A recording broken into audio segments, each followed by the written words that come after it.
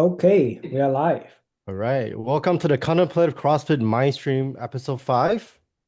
This is a show about art, aesthetics, and awakening. Survivors on the path who's had not just one death, We're two live. deaths, right? But dying before you die over and over and over.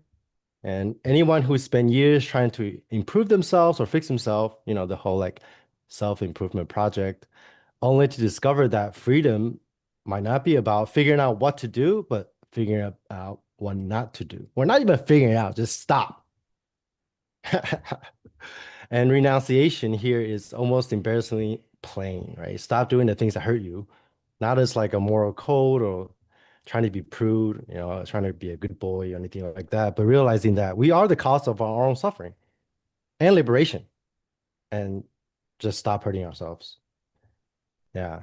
And the karma of the week 6, right? Week 6 is the insistency on not letting the old die, preventing the new from emerging. So if we don't let the old die, we're going to prevent something from just naturally emerging, right? Like we don't even need to replace or dissolve our patterns. We just drop the second error. That's it. Just rest. Yeah, let go of even letting go. And I guess in the language that we've been using in terms of like view refinement, we call that non-affirmative negation. I was reading like a Zen book just yesterday, and it's like, oh yeah, just don't do anything, just stop. I was like, yeah, of course, ultimately it's true, but like most people can't just stop, right? Because the momentum of the karma is just too strong. So for the first 6 weeks, the first two phases, we built up this container with all the pedagogy, earth, water, air, and then fire, just to build up a container in order for us to contain with all the different vectors of our desire becoming, different fragments of ourselves. I think John talks a lot about that, right? As part of the purification process. It's not something that you need to do. It's just something you need to like let happen on its own. But that's the fitness, is to rest. Yeah. How do you describe this week's pedagogy, Con? Yeah. Where are Oh, we right now? yeah. I think there is one big topic that this cohort we are mentioning is this aspect of going forth. This a lot of folks after 6 weeks of training, there's that kind of binding of you feel stuck. You can't move forward, you can't move backward, you can't move sideways. You're just here I am. Right. Mm, So there's this we start week 0. No, we even start from public practice week with coming as you are as an invitation, and then we see how difficult it is actually to come as you are, to not trying to put on some performance, not mm, to trying to like uh, you know play pretend into some sort of I should be like this, I shouldn't be like that. We call a lot of that is just like self-policing. You mm, police yourself into certain mask. So 6 weeks we were training throughout all the different modalities, elements, aggregates, in order to get to the point of, okay, that's what you have been. Can you just stop and go forth? mm, So then we learn the pedagogy of partial presence, mm, this decision to listen. So we start from week 5. And last week, I believe that with Alex, the live stream with Alex, we will talk a lot about like this sense of just listening and allowing yourself to settle. And when you listen, there's also this tendency to get caught up in your own BS. So just keep listening to the narrative. So, oh my God, what was me? Like, why did that happen? So what Frank was mentioning is this pointing out about the second arrow proliferation. Like, oh mm, my God, who shot this arrow? Like, why me? Instead of just like, just remove it, heal first. mm, So that was week 6 of, whatever is this wound, can we just, remove the wound first, stop hurting yourself first. Right. So the partial presence here is that in whatever is the object that you put your faith, your trust, your confidence in, well, listen to it. Right? Allow yourself um, to be seen, to be heard. Allow your pain to be experienced. mm, Right? But then we find ourselves that we can't put out the walls. mm. We are too uh, we have sunk ourselves too deep into our defense mechanism that we won't let that go easily. So then we need to talk about letting go and renunciation, right? It's so funny that I think like phase one, we established the vessel. So the first 3 weeks, right? Like training just to be able to feel yourself, familiarize yourself with your emotions, and then see how you make the meanings of this moment. Phase two is you take that vessel, this sense of being someone, and turn that into a vehicle. Mm, You see that but the vehicle you see is you're just driving around in a circle all the time. So phase three now is just, can you just drive that vehicle forward? mm, But it's so difficult though. It's like we forget things all the time, right? We say, oh, I want to change, or like I want to do this now. And then 2 weeks later, you're back at the previous pattern. mm, Right before this live stream, I was going to the gym. Like today also, a lot of people are reporting tiredness and like this kind of somber and sadness, melancholy, dealing with impermanence. And I was just working like working out with that energy, and the energy is so strong that I can't even count the reps. It's like, wait, damn. is it seven or is it like six? And I just keep finding myself, wait, I can't remember whether this is eight or seven. And I don't even know. Like, did I just hit 9 reps or like 10 reps? I don't remember. So like, that kind of deviation, because when you're hitting, like the emotion also come out when you do a rows or hit a chest or something like that, right? Mm, Then I see my mind just like at around rep number five, like it's getting too heavy, and I just get into proliferation and get back. But wait, was that three? What's happened like a few sets in a row? It was very interesting. I don't know mm, if you guys can relate to that, but that just happened. mm. Not to Yeah. that extreme, but whenever I'm going through something like shredding and workout, it's pretty difficult. But at the same time, like I found out like the maybe creating art, Yannick can relate to that, or just going to the gym is a really good way to ground yourself. But at the same time, it could be very difficult when you're like shredding the skin and you're still trying to work out and tearing like your muscles apart and trying to ground yourself and things like that. Yeah, yeah. Would you say like the now we're in the phase of like deconstruction? Like that's what I heard. It's like the first couple Yeah, of phases is more like not even reconstruction or construction, but more like just stabilizing. stability, right? Just Yeah. seeing what you are made of, like your education and your karmas. And then once you build enough stability and have that container that we're talking about more stabilized, now you can begin to deconstruct. And the container is not just like within your own body mind, but as a cohort, as CC itself is a container. And Yannick, what's up, bro? Well, Yeah. So This Janik here this is is the Yannick. most recent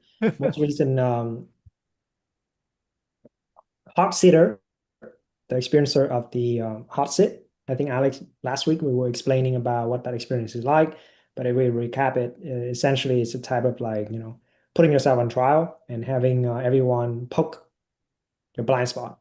But there's only this interesting mechanism because we know that our karma doesn't want to be pointed out. So then there's all this kind of, we hide things from ourselves and people want to hide things together. So there's all this interesting thing that plays out. Yeah, I always had a Oh, really simple. interesting. Oh, sorry, go ahead. Yeah. Yeah. I was just saying. Yeah. I always have a really interesting time talking to Yannick because he's an artist too. He makes music and he is a sound designer. Yeah, that's what you do by day. You're a sound designer, right? Yeah, and you Yeah. do also do films and photography and things like that.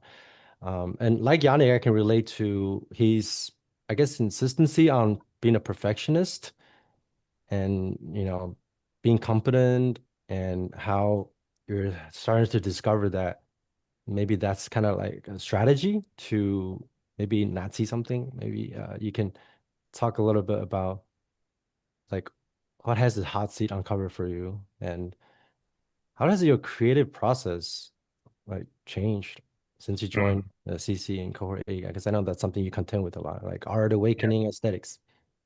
yeah, yeah, yeah. Yeah, that's a lot. I mean, the whole process, like my whole relationship to creativity, what I do, I think it's constantly changing since joining Cohort 8. And because it's so tied to meaning and purpose and also our view, like how we create and what we create, it really is like a Mm, trickle down effect from view. true, Um, true. and also like mindset, all of that has an effect on like how I create. Mm. and also like on my motivation and my aspiration, like what do I even do it for? Mm, Um, do I keep going when it gets hard? All of that. mm, And yeah, I mean, last cohort was really, that was a big change for me because I wasn't like that nihilistic when I came into last cohort, but I found out through the training that I was still kind of like nihilistic mm, in my view, but not in a way that it would make me suffer a lot, but more that it was kind of comfortable, was nice, relaxed, calm. I could just hang out in like this, aesthetic experience of the just thisness, whatever you want to call it, and just, enjoy it. yeah.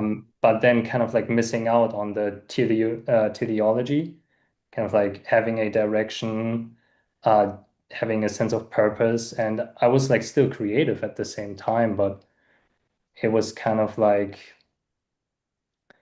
I was also like questioning like what I'm doing, why I'm doing it, whether I might want to change it and all of that. Mm, And then in last cohort, I found out like actually there's no problem with meaning. Like emptiness doesn't destroy meaning. Just because meaning is empty doesn't mean that it is like non-existent or something like that. mm, Or that meaning is like ultimately meaningless. It's like we can get into all these kinds of traps. And so yeah, last cohort I kind of like rediscovered meaning for myself and purpose, and seeing that uh, being creative actually also is like a way of cultivating skill. And I mean, I had been doing that for years, but I didn't like recognize it as that, as like developing these qualities that I can then also bring into relationships, and it kind of like informs my whole path. And that's what I didn't quite see. mm. Yeah. I think if spirituality is about learning how to die before you die, I think art is very similar, right? It's like you can't Yeah, really create something new if you're still holding on to like old identities. For me, it was like there was a really big dark night, like 10 years ago when I realized I wasn't an artist. I mean, made like so many videos about like, yeah, oh, the artist has died. But then since there's been cycles and cycles of working through that, like meaninglessness, meaninglessness, like yeah, why do I even create? And I could relate to what Khan was saying earlier about the working out part. It's like there was a phase when even when I was trying to create or make videos, it just it feels like so feels just like poop. It feels like yeah, you're yeah, yeah, constipated, but then there's still a part of you that couldn't like let go of that. And it's just like I have to create, I have to create. yeah, Yeah. And what about you, Anand? Have you been discovering that yeah, to really like create something new, you really, have to like let go of a lot of like your old ways, your old styles. Uh, yeah, uh, yeah. Yeah, like currently, what that means for me is, um, I like the last few weeks I've been kind of investigating the question of what is perfectionism to me.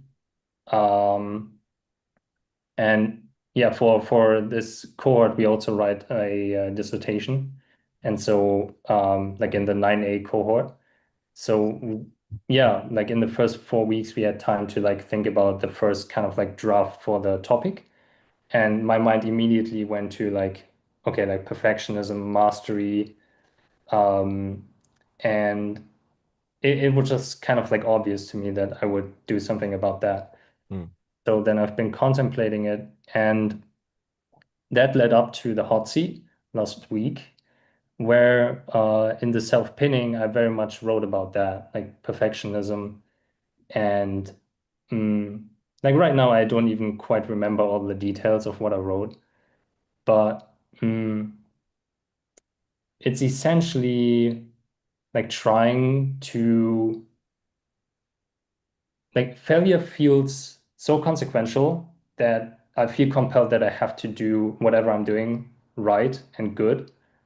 So if I am creative, if I create a song or video or whatever, then I want it to be within the realm of my possibilities and my capabilities. I want it to be mm, as good as possible. mm, Um, Now, in the past, that used to create like a huge pressure for me, and I would suffer a lot. And that has reduced quite a bit because I've been like constantly investigating that and how I'm like creating this pressure for myself by myself, and I can stop doing that. So that kind of suffering has been decreasing quite a lot. But there's still like this sense of like something is sticky, some latent tendencies are still there, and it becomes like increasingly hard to like see by myself what is that actually? Like what is like still lingering that when I try to just play, for example, just play, be curious, experiment, and just do it for the fun of it, then I still feel this subtle sense of like almost like a super ego or something like that that is like watching and saying like, well, you have to do it in a certain way that is not good enough, or like constantly comparing myself to certain references, like a certain album that I really like, or a certain artist, or a certain film, and look at it or listen to it and be like, well, what I'm doing here is not quite matching the quality yet. And I'm like looking at this whole process while it's going on. It's like, why am I doing this? But I can't stop. Yeah, I feel like a lot of artists they use art as a way to stay immortal. Like a part of them wants to live on forever, so they create these like beautiful pieces of artwork in order to like Mhm. avoid death. Yeah, But again, the paradox, right? Like I mentioned earlier, art is about dying. Like you can't create something new if you don't like let a part of you die.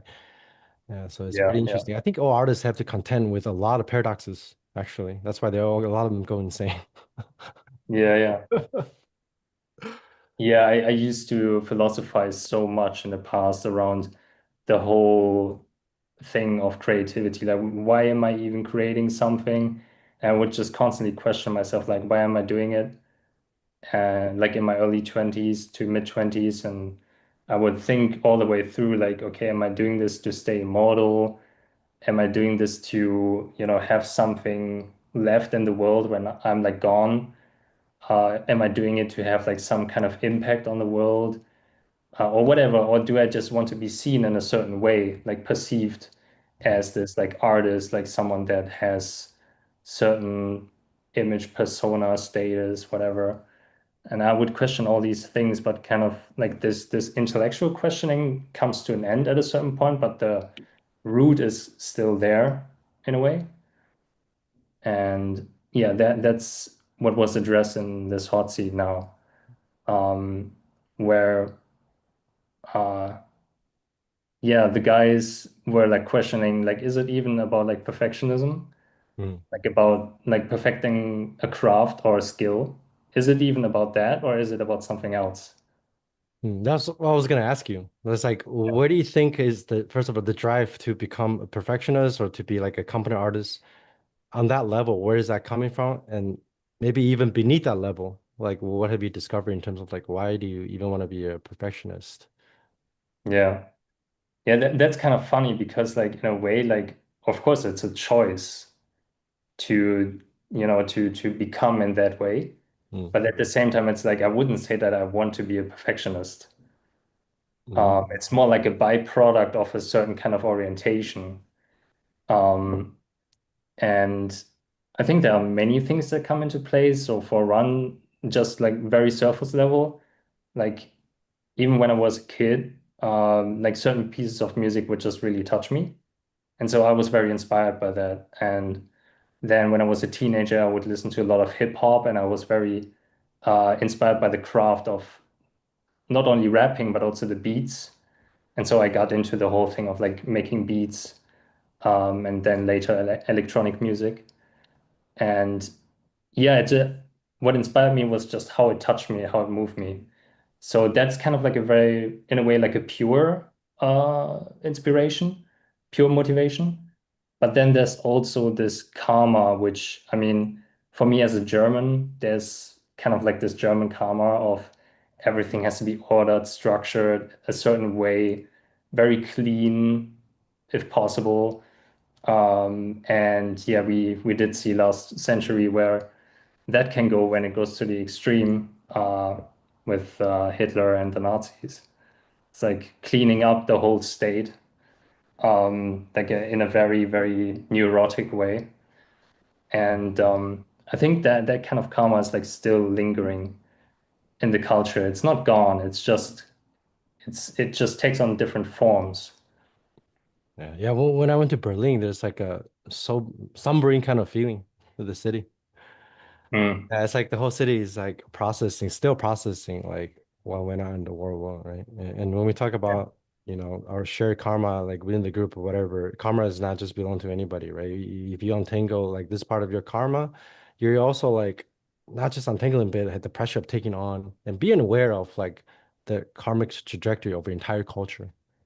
Yeah. Yeah. So, Yeah, Yeah. the sense of presence and being, right? We can feel right. like we are in the presence of the karma that relates to chaos and order, or the karma that relates to hatred Mhm. and infatuation, or so on and so forth. And which type of being do we identify with? Do we identify as the one that is seeking order, or do we define as the one that rebel against order? And then we have all these geometries. Mhm. Yeah. And I think today, the beginning of week 7, the entire group was just sharing about this kind of somber topic relating to impermanence, as we see that parts of ourselves. We were very, very explicit talking about death, right? Yeah, this morning's Yeah. discussion. Yeah, Yeah. everyone did. Yeah, a And lot of the music, Yannick, has like that yeah, feeling of like very somber, like the music I like the Her soundtrack or maybe the Maggie Brain. There's always the feeling of like not just that something is going to die, but it's juxtaposed with like a sense of beauty and hope. Yeah. Yeah, yeah. Every time I think of my impermanence, that there is always some kind of a light at the end of the tunnel, but you're not quite at the light yet. And Yeah. I think Mei Chen also talks about the desire for deliverance. Daniel Ingram talks about that. That was the first time I heard about it. It's like, that John dying on the cross in the Bible, like there's this sense of like, okay, if I let go, I'm gonna die. If I don't let go, I'm gonna die. That you just can't go on anymore. So you just like drop the thing, right? You don't even try to make a big thing out of letting go. You just like it constantly can't move forward, can't move backward, can't stand still. So there's a desire for like yeah, deliverance. But then that's the phase where, okay, maybe the light, the fruit is near. But even before that, there's a very specific phase of like disgust. Mm. misery, Yeah, misery, disgust, misery, and all that. And terror. it's beautiful. It's quite beautiful, to be honest. Yeah, I love that. Like Joji shit. Sad boy shit. Yeah. Yeah, it's interesting. Like what we're referring to is the Visuddhimagga, right? The path of Mhm. purification. Where we Mhm. see, okay, if we trained in our capacity to be ethical, like we have, we cultivate good conditions so the practice can happen. Then we're starting to have access concentration. We're starting to pay attention to the way we are, and we're starting to notice the characteristic.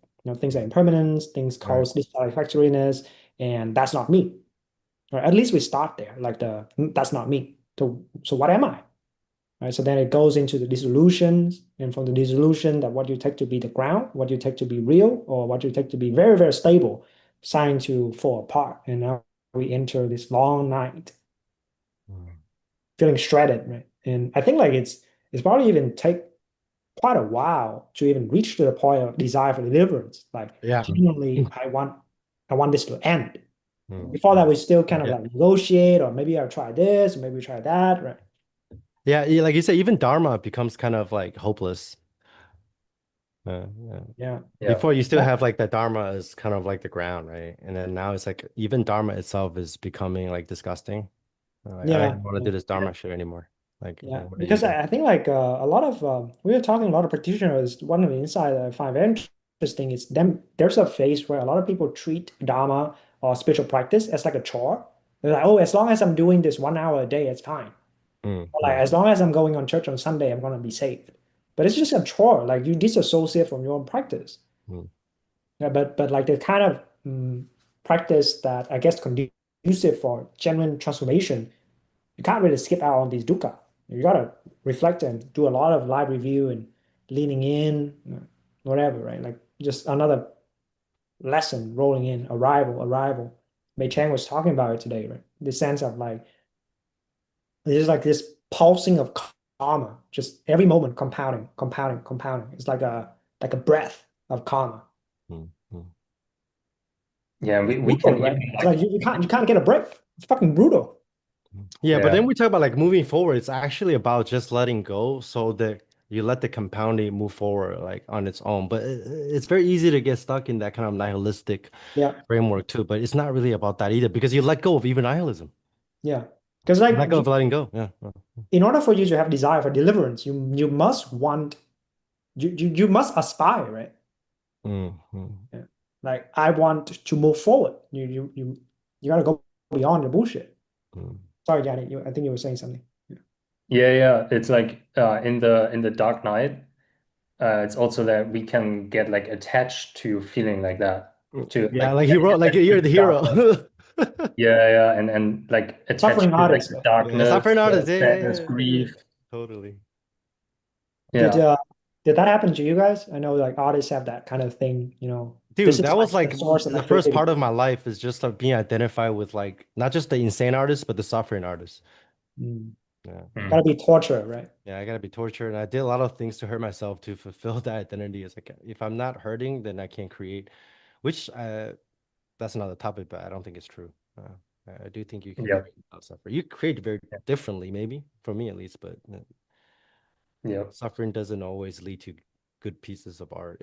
That's like the we've been talking about like mistaking the ultimate or taking the ultimate and then justifying the means. Like Mm. there's a lot of that in there as well. Like we take a Yep. representation and then we just try to justify it through the means. Like when I talk about, hey, oh, it's about losing the center, about like peace or stillness, and then we turn that into the process of awakening instead of seeing that's just sort of like a representation or a byproduct. And then you just take a bunch of psychedelics to like try to dissolve the center, but you miss the point, right? Or like trying to make myself suffer so I can like hang on to this like ultimate representation, which truth can't be represented at all, actually. Yeah.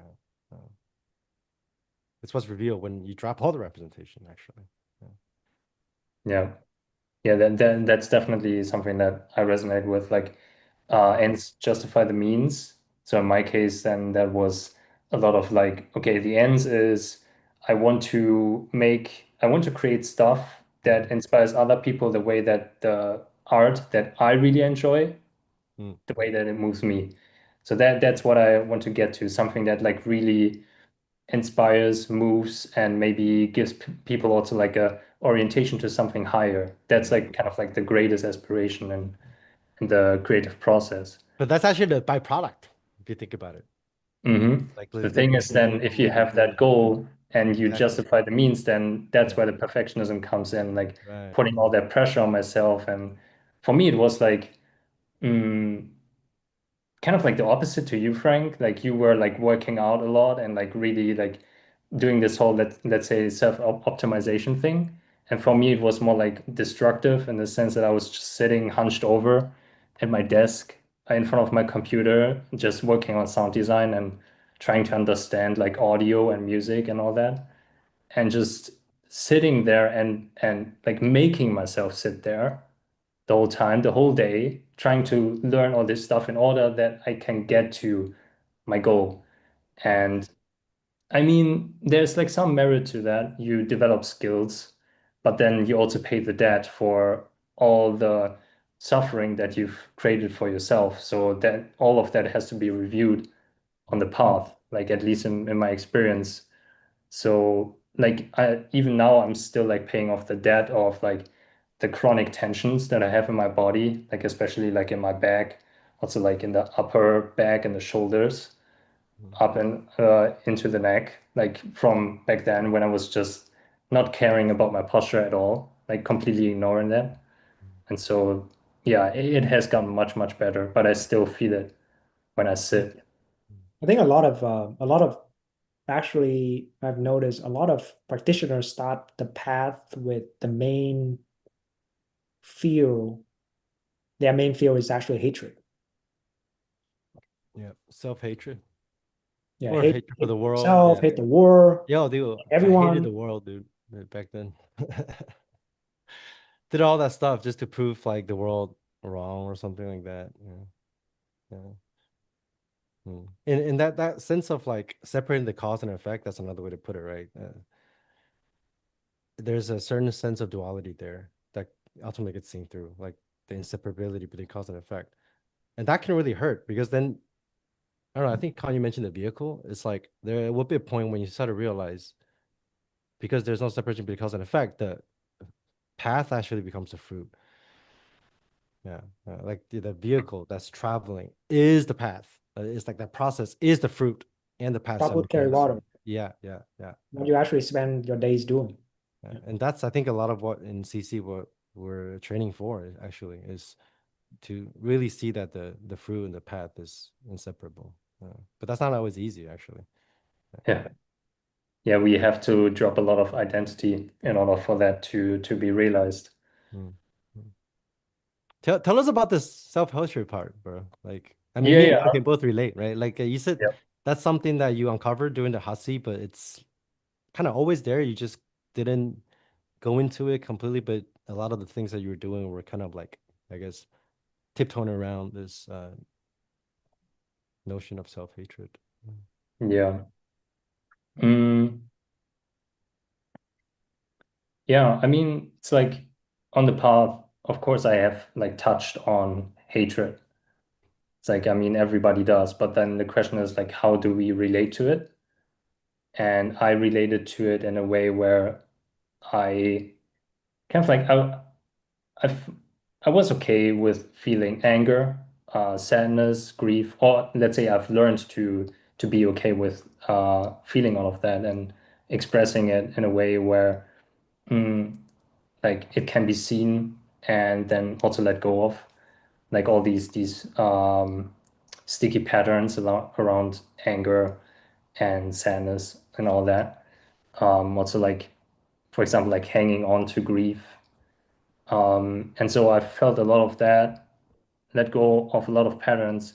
But hatred was always something that I kind of like I touched it, but I just went away from it again. It's kind of like like almost like I can't touch it. Like I can't go there. It's like And there's a yeah, there's a buoyancy, right? Yeah, yeah, You try to go yeah, in, boop. It's a very interesting phenomenon. There is certain emotions that we will not go there, even if we intend to go there. yeah. They yeah, just and get it's like bounced out. Yeah, yeah, bounce out. Mm. this it's almost like a fog built around it where we can't even see it anymore. Because we've lost in a way the willingness to go there. And then we forget that it's even there. Mm. So I think I forgot that there's still hatred in me. It's like there's all this love and light. Like I'm a practitioner. I feel so much love for the world and other beings and all that. And like it's not like that's not true, but at the same time, it's like there's still like other shit going on. And yeah, that's what I wasn't quite seeing. And in the hot seat, what I what was given to me was the chance to let myself fall into the container and let myself be held and seen by the group, which is something that when I practice by myself, it's like I don't have that. Of course, at a certain point, we will be able to hold ourselves by ourselves completely, but only also through seeing that it's all about relating. So it's not like the what is it? When you think it's all about yourself, like only you exist. That's not what. Solitude. Solipsism. Yeah, yeah, right. Yeah, that's not what I mean. But like being able to relate to every part of you in the end, and also through that relating to all other beings. But that's of course something that we train, and that's a great thing about the hot seat is that you can come in raw and let these things out that when you're by yourself, you wouldn't let them out because you don't feel safe enough or it doesn't feel right to do it. Mm. And so, yeah, that Well, why that doesn't it feel safe by yourself?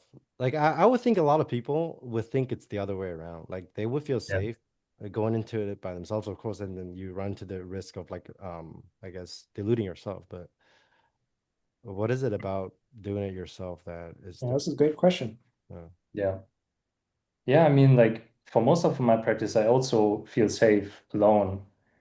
But it's kind of like almost like I came to this um, by reflecting on my path and seeing that I've never really went deep into hatred. So then why didn't I do that? Like why did I feel safe feeling grief or anger? Um, like even screaming for minutes or hours in the car, for example, um, letting that stuff out. Like, why did I feel safe with that, but not with like hatred? And I think it's for me, it was such a great unknown that I don't even know whether like I'm stable there.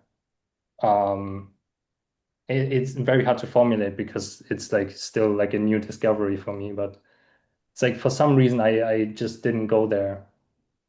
Mm. And What's the texture for you when you go there? Is it like a concept, a story comes up, or is like feeling pressed, or how does that land for you? yeah, like in the hot seat, I felt like when the guys were pressing me, like they were really like poking me. Um, and I think that that kind of like brought me back into like this like childhood self, you could say, where like I'm this small kid and mm, like the adults are demanding something of me or something like that, and I can't really defend myself. Yeah, you say you couldn't even think. You were observing your feelings, but you said like I was surprised when you said like there was just like no thought. Yeah, right. That like when that hatred, that feeling of hatred came up, it wasn't even like directed. It wasn't, and at first it wasn't directed at the others or at myself. It was just like everywhere. And but there was no story. It was just the feeling itself. Mm. So in a way, like no reference point. Right. I want to pause at this Interesting. moment because this is a very, very interesting point because I think if it hadn't been a hot sit and we got here, a lot of folks would bypass the shit out of that moment. No Yeah. thought, like clarity. Oh, I don't have Interesting. a problem. But we don't see that actually this is the part that has been frozen for so long. Like it's gonna take a while Mm. before it's like unfreeze, like thaw slowly, slowly, right? Because Dude, so often that's that so interesting. Yeah. we feel things and we don't see that like we just say, oh, just feel, which is great starting point, right? But that moment of we know we're touching on something and there's no thought and just blank, that could easily be misappropriated into a progress. Well, Mhm. Dude, actually, this is like yeah, yeah, an yeah. unlock to a new territory where you have no data. Yeah, it's interesting. I've spoken to quite a few non-dual zombies who exactly turned that state of no thought, not because they're actually being like clear right now, but quite the opposite actually. Yeah. It's like It's like they're they think suppressing at the so much, like beginning, right? there's no thought to be like formulated, and they're in the new unknown, Yeah, but then they yeah, appropriate that into the progress immediately, and then cycle back yeah. again. Yeah. Like they they they have access to that ability to start to do the work, but they just stop there. They don't do the work. They don't do the live reflection. They don't do the actual changing in your behaviors. They don't allow new, like, because after that, we was now starting new pedagogy of this week is starting to see entrance and exit, right? The different flows of our experience. Mhm, mhm, Like that's a place where we see no flow at all. Just want to bookmark that because a lot of non-dual zombie shit is it mhm. could be happening right at that moment. Yeah, yeah. Mhm. Or if you have no thought, some people would also just turn away from that from the opposite direction. It's like, okay, no thought, that's really boring. Like for the people that are really craving for like a special experience or like love and bliss, they would also like turn away from no thought and just continuously chase after light, which is again is Yeah. kind of the same view. Yeah.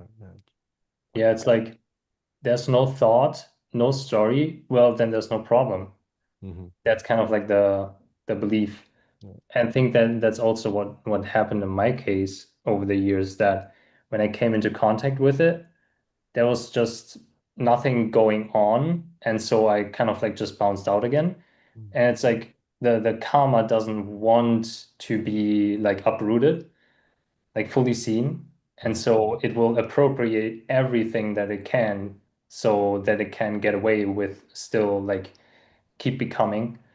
Um, and so, yeah, I think that that's where spirituality can become the trap because, yeah, you're just sitting there in meditation and then something like hate comes up, this like raw energy, but there's nothing going on really. And then you just move out of it again. And it's like, oh, well, yeah, there was nothing going on there. No problem. Yeah. It's like this interesting because I don't remember it was week 5 or week 6, but Mei Chang was talking about how if you're trying to look for ignorance, you won't find it. You're just gonna Yeah, see, because it's being ignored. Of course, you yeah, cannot find it. the cause of ignorance is to Mm. hide, Yeah, yeah. right? So it's almost like at that moment that you actually look at ignorance and like, I don't see anything. That's exactly the That point. is the ignorance. Yeah, yeah. Like you look at ignorance, like there's nothing going on here. Hmm. Yeah. Yeah. And what's But you almost even have to develop this reasoning ability to like listen to it and just like, wait, there's something here, but it's Something not fishy. apparent. yeah, yeah. Yeah. And that kind of goes in line with what I said in the beginning about how you're creating your own suffering. It's like you then you realize you are creating that ignorance by like consciously, like what do we say, voluntarily unconsciousness, something like that. We voluntarily like split ourselves into like dualities, and all of it can be traced back to this basis of ignoring certain aspects of yourself. Like we think we don't do it consciously, right? Or we think we do it involuntarily, but we actually do it like moment to moment, voluntarily, in order to keep ourselves from seeing like the truth. Yeah, Yeah. that Yeah. can be really hard a pill to swallow. Yeah, you are the cause. Like you choose into your own ignorance and Yeah. suppressing everything and insisting on the other side of that. And Yeah. so, Yeah. Which also connects to a moment in the hot seat towards the end. Like the guys were just they would keep poking, and that's kind of like what was what helped me with the containment and letting it actually come out was there's other people that are relating to me and they keep relating to me, so there's no distancing going on. And it's like I have agreed into this container of the hot seat.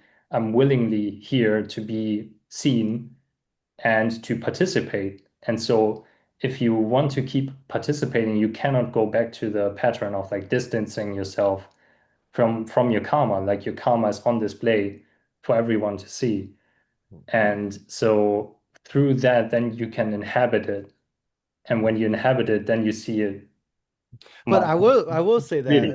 that the debrief was really interesting because you Yep. guys were talking about like even the hot seat itself, the entire container, the participants, and like the way you guys were going about it. There's a certain level of performance in there because like your karma Yep. was like performance. So Yes. like I thought that was pretty brutal during the hot seat that you started crying. I was like, holy shit, you started crying, and then like Jonai was like, that seemed like a performance. And then there's like another layer. Mhm. I'll just get like shared away immediately. And then in the debrief, you guys were talking about how even this, yeah, even the container itself, it can be a kind of a performance. You want to like make the hot seat effective. You know, you yourself said that when you were self-pinning, like you somehow realized there's a part of that self-pinning process, even though it's like you're trying to find the blind spot, but that's in a Yeah. sense, it is the blind spot. Part of it. Yes. It's like you're trying to find the blind spot. Yes. Like you're trying to Exactly. perform, right? You're trying to perform, trying to be like authentic or whatever. Like how did you how the or the group work through that? Like and I think that's kind of interesting, right? Because I Yeah. think So at the just end you're like, oh, I can. No, I think someone was pointing out the second time you were crying, you're like, oh, now that I feel, now that I feel that, and then you start to Yeah. become lighter, and then you're like, oh, now I feel like finally feel like a child. Like maybe talk a little bit about that process of like that other layer. Yeah. Yeah. Yeah. Just get like just for the shared audience immediately. to know about the timeline. So we talk about on Mm, Monday. mm, Yannick sent in a self-report about this is my pattern, this is yeah. I'm dealing with. Here's the territory I want to go into to explore. Mm, Wednesday was the hot sit. So Wednesday was like, let's go into it, 90 minutes, blah blah blah blah blah. Blah. mm, And then on Friday is the debrief, which is like, let's look back on the Wednesday. How did it happen? How do we actually perform? So that was this is the sequence of hot sitting that mhm, Frank is mentioning. Yeah, mm, but go ahead. Yeah. yeah, yeah. Yeah, and the debrief, like this time it was quite brutal in a way. Not that it like felt like that I felt a lot of pressure in that, but Adrian was like really poking at what we were doing in the hot seat. Like everyone involved, like me and the people poking at me, and how there's like all these ways that we capture each other and how the karma captures us and how what we are trying to accomplish in the hot seat is also Could be the blind connected spot to itself. so yeah, certain it's connected to certain ideas that we have, and then we try to perform in order to um, get to this kind of like end. So it's again like the ends justify the means. Like we try to poke Yannick so much that he gets emotional. That's kind of like the Yeah. what I think many were like coming from, because like there's this perception that when the person being hot seated becomes like raw and emotional, that Did that's you like a guys get a good success. job? Yeah, yeah. Yeah. But it's not necessarily a good job. It's like not always needed, or it might also be part of the pattern, which is the ignorance. So it becomes very, very subtle. Um, but yeah, I think still like nonetheless, even though there was like capturing going on for me and for the others, um, I think it's still like a lot was set in motion for me. So that now I have like new doors that I can walk through and new ways of investigating. And also like the thing about the self-hatred was revealed that wasn't clear to me before. So even if the hot seat wasn't like a 100% success, like what even is that? Yeah. It still got the ball rolling. Like, what But are yeah, some of those new routings that the new doors? Like, can you? I know it's new, but you're very fresh off of the experience. mm, What hasn't? Do you think it's been opening up for you? yeah. Yeah, it's kind of like the whole thing of the perfectionism and seeking mastery and trying to get things right. Um, Through the hot seat, I was able to see, okay, it's there is some pure motivation there, but it's also afflicted. It's afflicted by this self-hatred. So I kind of like do all these things, this like performance, in order to cover up the sense that I feel like I'm not good enough, I'm wrong, which is basically like turning inward. It's like, yeah, self-hatred. It's going against myself in a way. Um, so what I found out, like towards the end, like you said, there was like this childlike energy that then came through, and I felt much lighter, and I felt more playful again. And yeah, I think that's like one routing. And I've been contemplating this for quite a while, but it hasn't been this visceral like last week. And I still feel it like unfolding. It's like playfulness and curiosity and mm, creating without a certain goal, like the goal of perfection, so to say.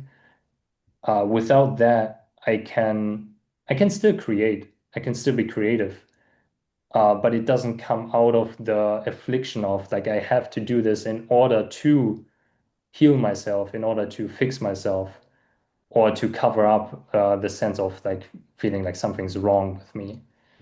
Um, so what I do now is basically these patterns still come up, of course, like every day.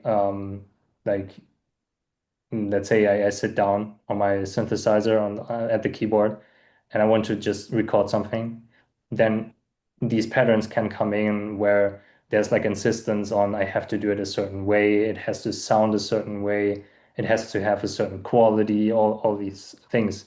And it doesn't even have to be like verbal thoughts, it's more like almost like how I'm looking at it. Um, it's like my conduct. And when I see that I'm like going back to this default mode, I ask myself, like, is this actually what I want to do? Like, what do I actually want to do? And then there's like a gap. And in that gap, like it might be very uncomfortable because I do like a part of me wants to just go with the old familiar pattern. Um, but in this gap, I can also see like, oh wait, actually, what I want to do is play around and experiment. Just like in a hot seat at the end, I said, like, You just want to be a kid and to create like a kid, right? You said yeah, something. yeah, and play Lego. Like I I, A Lego. Yeah. yeah, I used to play Lego oh, go so ahead. much as a kid, and it was just playfulness. It wasn't creating stuff in order for it to like be great or anything like that or be inspiring. It was like creating because the creating itself was enjoyable. And so that's kind of like the opening that I am orienting towards more. Mm. But actually, you can still have goals and still have Yeah, this drive to be perfect, but there eventually the resistance around that, or even the insistency around the insistency for perfection, drops away. Like for me, at least, like a lot by a yeah, lot, where you can yeah, still work really hard. You can even be obsessive, but there's no suffering there, and that yeah, you can actually be playful and serious at the same time, yeah, and seeing that actually there can be an end goal, but that end goal sort of folds back onto itself, where it's also in the process and vice versa. Kind of like the what we talked about earlier about the path. Yeah. yeah. I had some Exactly. reflection about this, yeah, but Yeah. I see that this is precisely why the going forth Mm. also pairs with non-affirmative negation, Mm. because it's very seductive to go from I'm so fucking serious, let me I'm be so playful, playful. Yep. Yep. right? This it, but it's we can't help it. We're gonna do the affirmative negation first Yeah. before we're like, wait a minute, I'm just doing this. Yeah. Yeah. But actually, as you're saying it, for me, the pendulum swing of extremes was more like either the old route of trying to do things in a certain way, or the opposite of like just fail. Mm. Just let it go. Just don't bother Just anymore. don't be an artist anymore. I just want to like stay Yeah. in the cave. Yeah. That for me is the other extreme, and playfulness is for me actually more like the middle way because it doesn't negate the creating and the it can even like include mastery, Yeah. like cultivating skills. It can still Yeah. involve that, and it's also there's like an aliveness there Mhm. and also a certain joyfulness. Um, so yeah, it's a very subtle reorientation for me because what it is basically about is it switches my orientation from what I should do, like this insistence, The art, right? Yeah. yeah, right, to what do I want to do? Like what is my authentic desire, my authentic drive? Mm. Interesting. I personally found that I can't answer that question, what do I want to do? Mm. Because it's just gonna entangle me in an Mm. affirmative negation way. It's very tricky in the territory because I was just gonna start another cycle. So what's this? The So audience it's is like, saying, what so do I what's the not want solution? to do? What do you not want to do? Going back to the beginning, I was saying just like Yeah. not like figuring out what to do in terms of like freedom or whatever. It's like just stop doing whatever it is that you Because do. it's the tricky thing is like right now it's fresh and we have the opening Mm-hmm. to it to be playful and nominally playful, right? Which is like not bounded by concepts or box or shapes of what playful looks like. It has the potential to change and morph. Mm-hmm. But similarly to like hot set is like a playful thing. We do it 6 times in a row. It has a shape now. It should look like this. Mm-hmm. It's just like the weight of legacy. It's like because we fight against entropy in a Yeah. substantial manners before long, what was once playful now, you gotta play like this. Yeah. Yeah. Yeah. I think that's just kind of inevitable. That's just how not just like a human being evolves, how becoming becomes Yeah, as a we culture. always want to look for equilibrium, right? Yeah. We Yeah. always would gravitate towards the point where we just stabilize everything.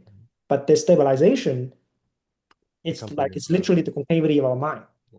But we need like there was a point like you said we there is a point where that is necessary. It's like we need to systematize like Dharma, for example, right? Like that's also the relationship between like the Hindu Advaita and like emptiness Buddhism. It's like it's not like one is better than the other. It's like um for that phase, Mm. non-duality or like awareness, using that as a ground is the way to invalidate whatever previous ground that was. But then once you start to verify that, and then Buddhism comes in, like, hey, even awareness Mhm. is empty. But Yeah, then Buddhism, Dharma becomes systematized. And yeah. Yeah. then becomes its own like reification, its own system. You got the aggregates, the elements, all that shit. And then how like Nikajuna comes in and be like, hey, this was not what the Buddha was talking about. So Yeah. like that's just kind of like the process of evolution of like I said, not just within yourself, but a culture as a whole, right? Yeah. But there's always There's this always gonna force be that like wants that. to ossify, right? Yeah, always. Yeah, yeah. Because That's we that's one of the thing. Yeah, that's one of the thing we find, and especially now it's clear for me that this is like the sixth boot camp I'm doing in a row. Of like, oh, the karma of this boot camp is like almost self-similar to three boot camps ago. for you or For me, yeah, like mm, this summer and the previous summer, it's mhm, very like it rhymes with each other. mm, Like there was, and I was like, oh, samsara is big. mhm. Samsara is very big. Yeah, I fractals thought are I was part. getting out, like, oh my Yeah. God, new horizon. And then I was just, The wait, moment you feel like that, then it's I was rarefied. like, who's that? Who's that ahead of me? Mm, Oh, I see, I see. Oh, run mm, to that, right? mm, Oh, I'm here again. yeah. I was like, fuck. Like the Matrix Look again. scene at the train station. Yeah, yeah, yeah, exactly. Like that Yes, yes. limbo, liminal space where you're just Mm, like, oh, I can't move forward. There's something here that will not yield. Very frustrating. That's that. I think Tom, one of the senior mentors, also was saying about how he realized every bootcamp is fresh, yeah. because the bootcamp itself is also self-emptying. Mm, Like it's Mm. self-emptying. It like whatever we take to be some sort of new ground, if we're not consciously doing that, it's mm, very quickly become a thing that we fall back on of like it's the mind just want to get lazy. We always have that. And it's also not about being a hard ass and just trying hard real time, either, right? Because like we can easily see on the conversation we had today about like self-hatred, perfectionism, being hard on ourselves. Immediately we think about like how do we get rid of it? mm. What's the solution? And what's the solution? Tell me what to do, boss. Yeah. Let's get rid of this so we can be free. But don't see that that is the very karma seeking to proliferate. Yeah. It's very subtle. Very, very subtle. That's also why the whole reasoning philosophy thing, the panditas, why that is so valuable. Because that is actually what can enable us to actually choose differently and not just flip to the other end of the extreme of the pattern Mm, that we are trying to get rid of. yeah. And It's also yeah, not to avoid verifying things either. If you yeah, we can't help it. consciously, We have to reify we have things. to, yeah, Otherwise, because the unknown is unknown, but then you have to kind of use some kind of a reference point to like systemize it. But then not just the fact that we're lazy. Sometimes we try too hard. We're like too like yeah, we're vigilant. exhausted. And then Yeah, we we're like, have oh, we to, gotta make that into like a system. We gotta understand this unknown. Yeah, it's necessary, but yeah, because otherwise we get into that territory of another type of non-dual zombie, right? Which is just do away with language. Don't say anything. Just go silent. yeah, Just don't think.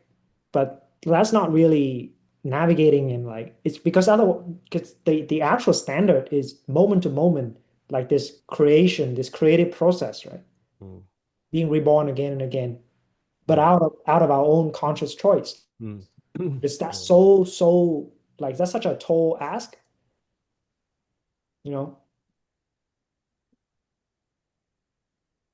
Like every day to be responsible for your being and purpose every day.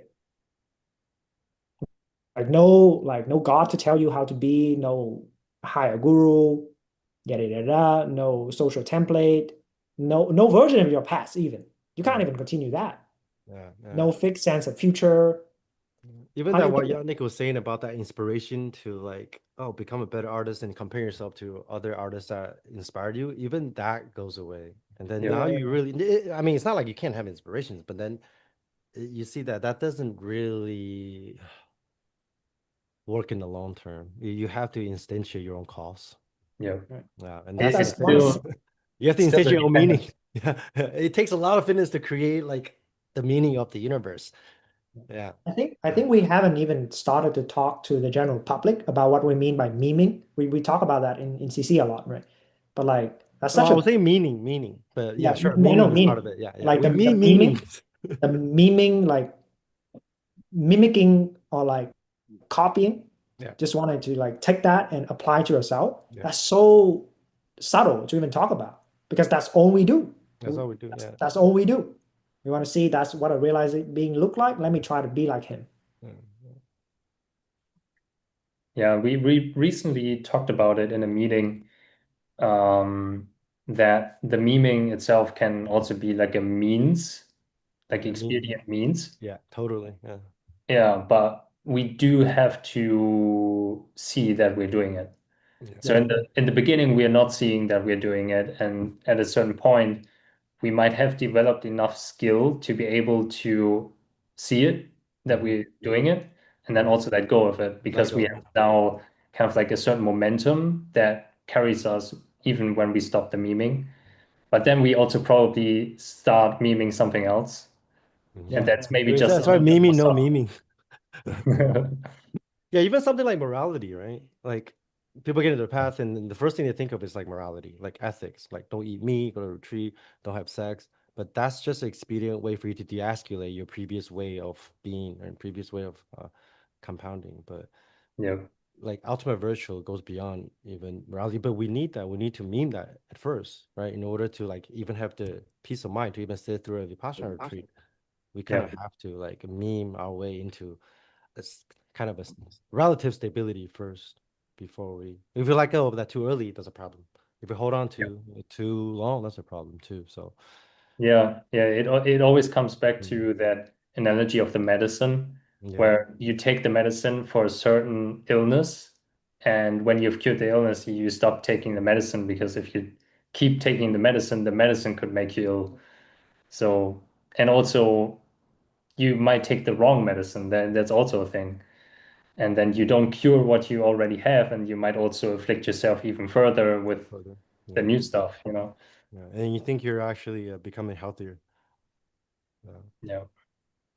Mm. Maybe one more thing you can touch, Yannick, is you're on the operator team, right? Like you're doing a lot of marketing, social media work. And I remember there was one point where you're contending with how working so much for CC, even though that is part of your path to completion, it was like kind of interfering with what you want to do as an artist. And Mhm. have you started to like? I know you've been contending with that. Like after the Hasi and this cohort, it seems like you are contending with that pretty well, right? Like you're trying to find a balance. How is that going? Yeah, yeah. Mm, yeah, I've been going through a lot in that context. Um, yeah, like the first few weeks, that was really a thing for me. Like, how am I going to balance all of this, like my life and CC? And it's like I want to do both. It's like I value both, and in a way, like at certain times I would value CC more. And then sometimes like life would come back and be like, hey, I'm still here, bro. Like, what about me? What about me? Yeah. Yeah, me. Mhm. And yeah, like I just had to sit through a lot of resistance. Just sit there and well, not only sitting, but also like doing the work, and while doing the work, letting go of these insistencies. And kind of like yeah, going doing the reps, like working out enough that at a certain point I was able to hold that tension between the two. And now that I'm more able to hold the tension, like it's not gone, it's still there. But I'm more relaxed with it. And right now I see that mm, it for me right now it makes more sense to um, focus mostly on CC, and then I have my job. Um, but yeah, it's not like I have to do all these creative projects and ideas that I have at the same time with CC, especially now with the internship and the 9A cohort. It's like a lot of meetings and um, yeah, and I just see how much value there is for me in like participating and also having my own initiative and not just do what I'm told, basically. And mm, and I trust in the training, and also in a way like in myself that I can give myself time and let it play out. And in a way, it's almost like a retreat currently to be in CC because outside of CC, I don't do that much right now. So yeah, sometimes I do a little bit of music. Um, Sometimes I still work on like a video of mine or something like that, but I invest much less time in it right now because I know like after this bootcamp, I can still get back to that. But what's important for me right now is the training and also getting clearer on what I want to do or don't want to do. And it feels like treating this like a retreat for me right now is kind of like the right way I see, I see. Yeah. because I I can can't do all of it at the same time. It's not possible. So yeah. I just make it much harder for myself if I insist on having to do all these things at once. And yeah, so I've been developing this trust in that it has its timing, all these things. And yeah, some of these things I might even drop, like actually letting them go and not insist that I still have to do it. So, It kind of reminds me of like this constant contentment a lot of artists have about like working for like a commercial company versus like doing their own like fine art. Uh, Maybe there's a little bit. yeah, But I can relate to that. When I first I just started doing the bootcamp with MC, it's like I had to like let go of like my old life, like the solo relationship bubble that we've been talking about. That's just like one fractal of it. But now it's been like pretty coherent. It's like, oh, it just started merging pretty seamlessly now, but that wasn't without struggle, I think. Yeah. Yeah. yeah. I think you were also contending with like then doing a lot of like content for CC and kind of like Mhm. replacing your old content with the new content, and Yeah. then being like, oh well, like where's room for me? Mhm. Something like that. Yeah. Yeah. Yeah, But but it I think doesn't have to. what yeah, there's actually no split there. It's just Yeah, I mean, unconventionally there can be a split but that split doesn't have to be so hard, I guess. It doesn't have to have that much consistency or resistance around it. Yeah, because you see a lot of that still comes from like a self view of like insistence on like this is what like my creativity should look like. This is what my life should look like. But who says? And it's not like the skills you develop here working as a bot operator, that's gonna feed on whatever you're gonna do later, like exactly. by yourself on your own, and then Yeah. that's gonna feed on to whatever we're doing here. Yeah, Yeah, that's exactly it. I couldn't quite put it that way, but yeah. that's exactly it. It's like the resistance that I was feeling in the first few weeks was exactly this kind of like belief that the work I'm doing here It's for CC separate. and with CC is like in a way like something else Yeah. than what I'm doing, what I'm trying to do with my projects Mm. and my life. But then kind of like allowing myself to trust that, okay, maybe, there isn't that hard split. And the more I allowed myself to just do the work, Mm. like for example, the social media posts on the Instagram, I noticed like I'm actually training a lot here in that process that is related to what I would do for my own projects as well. Yeah. So, and then also bringing in the creative energy and the initiative that I have for my own stuff. into CC and then finding out that when I do that, I actually enjoy the work more, because I bring myself in, and it's not just, oh, they tell me like, okay, you have these tasks now, and I just do it in order to like fulfill the, agreement or whatever. And that's like a very conventional way of looking at it, like a job. Like there's my boss and he wants me to do this and that, and I don't really want to do it, but I need money, so I'm going to do it. That's kind of like the contention of a modern being, I think. But we don't have to do that splitting.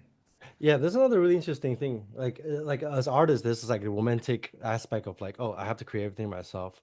I was reading like the Odyssey. The Homer was not actually a person, I think. Like there's a lot of like debates about Homer is actually a team of people. But if you look at Mm. like modern TV shows or like even movies, it's not just made by one person, right? But then there's a view of a lot of artists have is like I have to like make everything myself, which there is a beauty to that, like the on tour Yeah, kind of routing. But at the same time, who is to say that that's more or less like artistic or effective than like you just being part of a team, yeah. right? And It's also, because go ahead. oh, I was mentioning about like because a lot of what we're doing here is flipping the way we relate to what it means to do work, right? Like Yeah. this sense of distance we have from the rest of the world. Mhm. And it's such a radical thing because it was at the beginning of this call this live stream, we were talking about how we just got to stop. But for most folks, for them to stop, they must literally retreat from activities. Like you Mhm. can't do anything Yeah. engaging, blah, blah, blah, blah. But we're doing this while maintaining an ongoing Rest. commitment Yeah. with life. Yeah. Mm. And to actually see how much we can integrate and Yeah, almost just living from a reality where there's like just no separation. That's so funny because we sometimes we talk about taking the affliction and then turning that into the fuel. Like in the beginning, I was kind of tired, but then I just sit with that fatigue a little bit, and then now it's just turned to energy.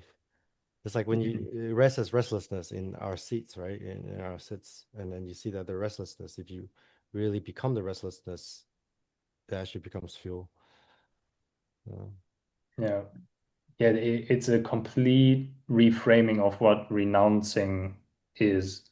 Mm. Renunciation. Renunciation. Yeah. Yeah. Not renunciation in like the classical retreat setting or monastery setting or whatever like view we have, Yeah. where we just have to actually like let go of all these things like in like a physical way. But here, what we're doing is That's kind of like, Mimi, but yeah, which can be a part of the process. Yeah. it's a way, So yeah, but for ultimately, for it's going to be a trip. for us like modern people that want to stay in society in a way, like we want to keep participating, it's like the renunciation is not going out but going all the way in. Mm. And yeah, I think that that's where the hard work is, because when we go all the way in, we have to face all that karma that prevents us from like fully participating. Yeah. That's one of the things I found when I started to go to school in here. Um, and because it's been a long time since I actually engaged with, the actual people. Before that was a lot just Zoom and doing CC for 2 years. Before that I was even doing coaching online. So it was quite a while, gotta be 4 or 5 years gap since I actually engaged with people in this way. And I just find myself in class like just blissing out.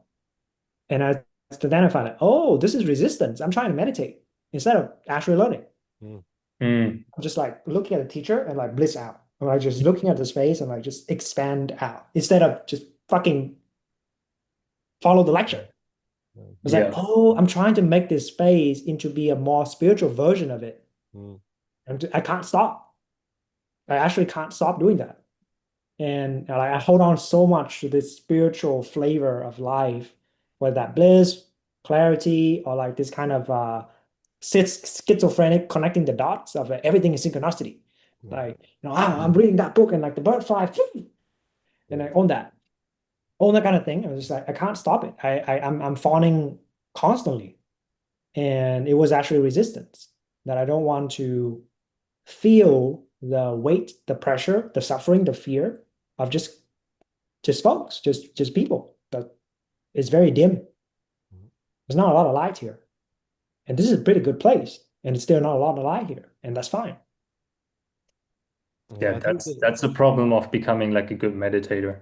no, that's what MC said in the Uttara Tantra this week. Is like arahats still have like a very um, so I don't know if it's subtle or not. Like there's a fear for suffering, so they Yeah. wouldn't let go of nirvana. But like a lot of what we training here is the bodhisattva path, where you are actually forging a Buddha by work, by exertion. Yeah, yeah. Yeah. It's Which like it's so same funny that realization, but the qualities, right, that's been developed here, it's yeah, it's not developed when if you're just like staying in your own solo realization bubble or in the mm, monastery, right? Yeah, yeah. yeah. I was just saying like people take the wood chopped wood carry water and then Like they literally. they Yeah. fetishize that into some sort of rustic lifestyle where you're like off the grid, which is fine, right? Some Yeah. when you're farmers, you're doing that, it's fine. But not all of us are like that. Yeah. For us, it's like, I don't know, doing this or like for like Adrian is like doing the therapy, continue to do the therapy or whatever it is that's required for you to, you know, be a responsible human being, right? Like, Yeah, and then we have to be like, okay, so what if we have realized our emptiness? We still have to figure out how to like do make YouTube money, thumbnail and title, and yeah. we gotta learn how to like clip this video into smaller parts, or how do we gonna distribute it to Instagram? Like all this stuff we don't know, right? But previously we were like, oh, but I can, sit here and like expand over the room. Okay, but like, okay, Yeah, that's actually like if we can get easily trapped here because even if you have the self-emptiness realization, you might confuse it for like an even deeper realization. Because like you said, like you might sit there in the classroom and you're just blissing out, and therefore you think like, yeah, well, I can be in this like worldly setting and bliss out, so therefore I have like a deep recognition of emptiness. yeah, But yeah, it's yeah, actually Yeah, yeah, just I know exactly the what appropriation yeah. of the self-emptiness. yeah, yeah, Yeah, you're not. But You're actually not engaging. You think you're like yes, because I talked to someone about it. It's like I'm not a solo practitioner. What are you talking about? I interact with people all the time. I interview a bunch of people on my podcast. He got pretty pissed, and then I was like, all right, I just stopped talking. But it's like I realized that the tendency to like even when you're like out bumping around, there can still be this buffer of like I don't know realization, awareness, or your own like nirvana. So you don't engage in a way where it's effective or consequential. yeah. Yeah. We have to develop this willingness, and that's something that I've learned through last cohort and now this cohort is the willingness to exert and put in the work. Like it doesn't feel good necessarily. Like oftentimes it doesn't feel good. Like it would feel much better if I quit CC and just would hang out in a park and look at trees. Like I would feel Wait, great. why don't you? Why don't you? Well, then I would just stagnate. Like then that would be basically like kind of like going the Arhat road of kind of like making my own bubble monastery where it's my life. And in that, I can kind of like isolate myself and just hang out in nature, for example, or like in my apartment here and don't interact or participate in that way that we've just been talking about and don't like bother myself with all the shit that's going on in the world. But then I don't know that kind of like my disposition orients me towards like going further and like going into the world and like in a way like testing my realization and insight there. Like is it still there in these kind of like situations? Is it still there in the live stream here, for example? And yeah, I think it's very easy to like avoid mm, the shittiness of like like going in, it can feel very uncomfortable and it can feel like dirty. But yeah. if your realization doesn't survive the dirt, then it's not the full thing. And there we have to be honest with ourselves. Like I have to be honest with myself that I'm not like 100% relaxed right now. But it's like okay. So it's not a problem.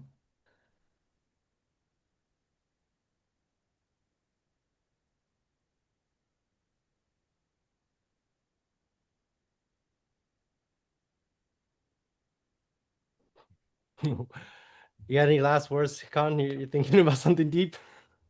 No, I'm just reflecting on this rigmarole, spirituality as avoidance. It's so fucking tricky and deep Yeah. and subtle. I think that this is the main theme of like my recent videos and even like in CC, right? Like what Yeah, is drawing people to the boot camp is like people who have been practicing for a while and even people who have accomplished a lot on the spiritual path yeah, yeah, without yeah. knowing it, just turning that whole thing into bypassing or not wanting to develop further. So I think I think it's almost like whatever is this a non-duality kind of online Dharma circle. I think it's reaching a maturity level that people are just like, fed up with it, right? Kind yeah, of like, like what the with fuck's going this, on? what is fuck is this shit? Like, yeah. What are we doing actually? Like, is Yeah, it yeah, actually yeah, going anywhere? yeah. Because there's like, like there's something off about this aspect, and it doesn't like it looks like the fruit, but it doesn't work like the fruit. Yeah, it doesn't completely gel, especially if you just go on and live life. You Yeah, can't hide or lie to yourself forever. Yeah, in terms of like, you know, the honesty and the degree of realization, I think. Yeah. Even if you try to, life is gonna yeah. show you what you need to work through. And we're here to offer a container for that. So in terms of last word, I think this is why we're talking about embodiment, right? We've Yeah. been Frank's most recent video talking about embodiment, and today is Monday, July 5th, or July 6th, and on July 11th, this upcoming Saturday, we have an embodiment workshop by John, and we'll post the link to register for that in our Hmm. description of this video. Frank has also posted that on his channel. Uh, we're going to host two embodiment workshop and then a public practice week where there's going to be a whole 6 days, 5 days of practice, 1 day of review leading up to cohort 10.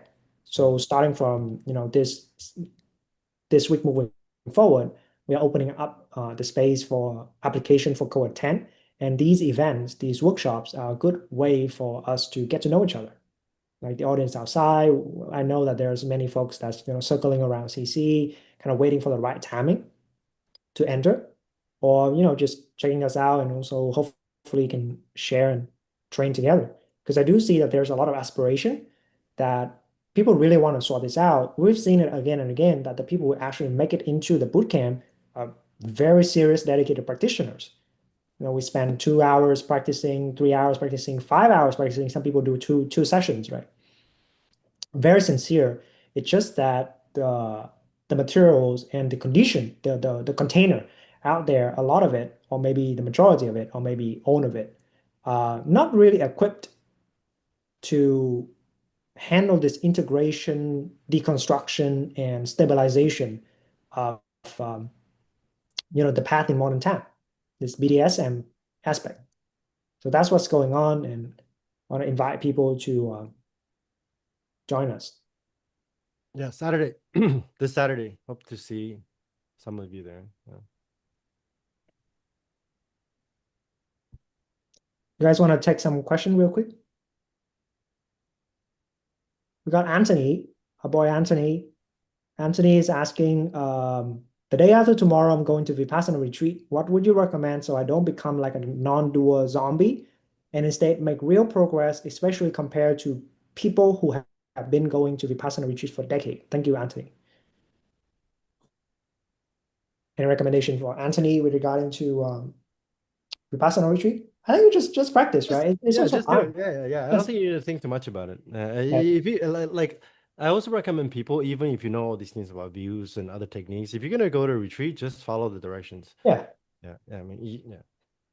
If you already have that aspiration to like not get stuck, most likely you're gonna be pretty Yeah. vigilant about traps. But I wouldn't because you can turn that into another trap. It's like I don't want to get trapped, I don't want to get trapped. Then you actually don't get the concentration thing honed, right? That's what you do in Vipassana. Just do the practice, see the insights. There's some of the trappings that I sometimes talk about, like existing equanimity or like holding on to bliss, and that's gonna come. Like you're gonna see it. So It's also like it could be a great experience, right? You got yeah, 10 days fully dedicated to yeah, practice. just go be a non-dual zombie, bro. Yeah. Like, don't worry even about non-dual zombie. No, Like, no, no, exactly. like go in, like that's a great opportunity. You reset your sleeping Yeah, pattern, you detox, you eat well, you sleep well, and you have a yeah. lot of time to just process stuff. That's an amazing opportunity. And also like just, when in Rome, do as the Romans, right? If you're in Wanka Vipassana, just do as Do Wanka it like Vipassana that. practitioner does. We don't have to go there and like, oh, this isn't legit. Yeah, There's no need for that. yeah, Just go there and exactly. be a practitioner. I think one thing that Anthony could look out for is at the end, like transitioning back after the retreat into yeah, day-to-day life, and treat it as like a cool down, the Yeah. cool down phase, and look, okay, what's Oh, happening in good. the mind in this transition from the retreat, what kind of patterns show up, and maybe there's an opportunity to see those patterns more clearly as they re-arise. Oh, that's a good point. Even yeah, yeah, even you can even treat the retreat like this a little bit. Instead of like focusing too much on technique of states, which like we said, you can, but seeing the transition between like, oh, the end of the sit and going to taking a break, you eating, all these different transitional phases. I think it's like there's a lot of fruit in there rather than just like, Yeah. oh, this is the sit, this But is I, classic sit. Yeah, yeah. Yeah, I do see that there's a great opportunity to it's almost like a long 10 days of like a long sit, right? It's like a first 3 days of this is you warming up to the totality of conditioning. Probably the first 3 days, if you follow the protocol, it's also like just here, right? This is Mm, just this part, building up that concentration, and then the middle of it, or just getting absorbed to your own BS or your blessing or whatever that you got going on for you, and then cool down. Like day 8, I'm like, okay, enough is enough. Let's just not try to be greedy, not trying to go max effort all the time. Just like what you got. Let's just cool down and slowly come back. And just that, like warm up, cool down, absorb, navigation of that could be a wonderful experience. And you can really optimize that retreat for that. And that will be applying CC teachings, right? It's just like, okay, um, come as you are. If you already agree to be in Vipassana Wanka retreat, then just agree to be there. You already are there. If you don't like to be there, then just don't go.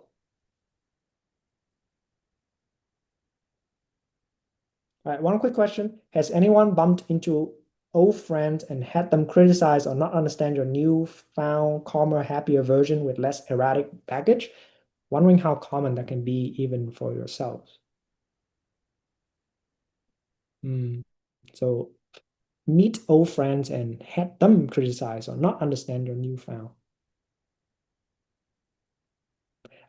To be honest, if I can be direct, if your newfound, calmer, happier version of yourself have them criticizing you,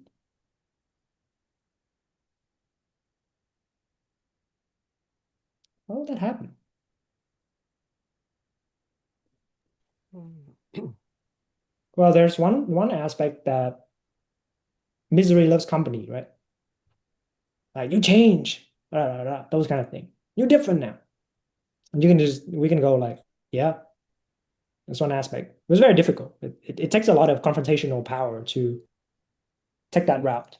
There's also Mm. the completion of the happy and calm to match people where they're at, the kind of like bodhisattvic training, that like the calm and the happy version would disappear and you actually be miserable with them. You would actually be erratic with them so that you would just be with them. Otherwise, why would you meet them? Right? Because that's the way they are.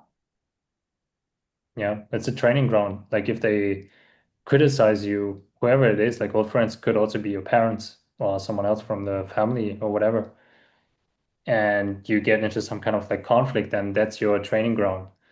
And you just see like, okay, like why does this feel so, why is there so much suffering now? Why does it feel so painful or whatever? And then you can look at like take an honest look, like what am I insisting on, for example? Like, do I think this situation, this relationship has to be a certain way? Or I have to feel a certain way, like I have to feel calm and happy and mindful? That's yeah, the honesty part, which is kind of like the hardest in relationships, but also the most important. Yeah, I think one of the aspects that we have to familiarize with is there's the point that you change so much that they don't even know anymore.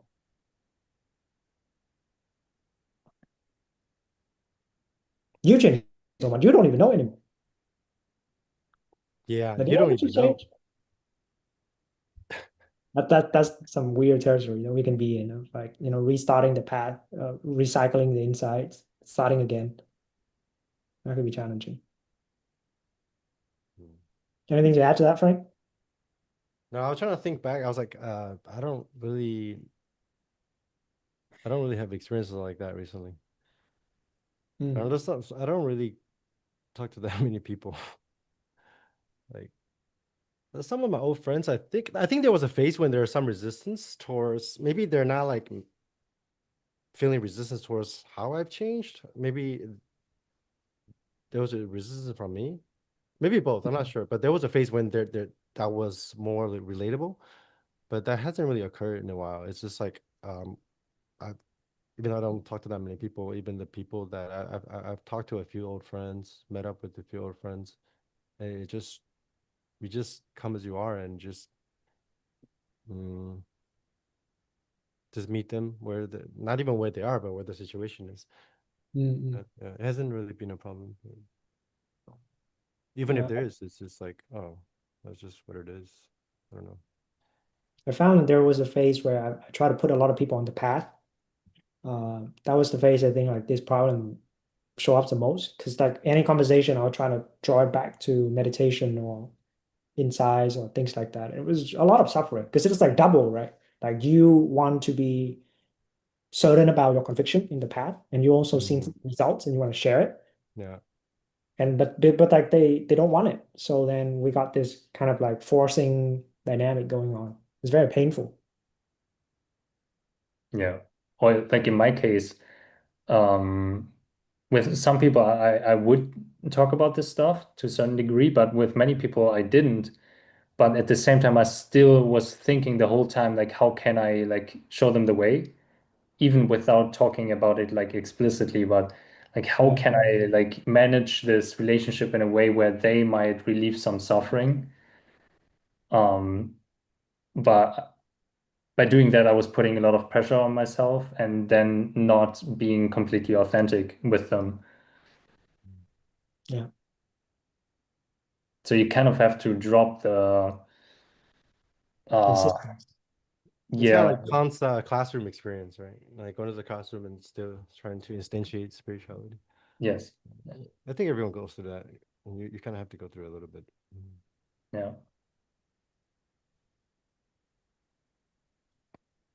Okay. Thanks for the great conversation. Thanks for the question, guys.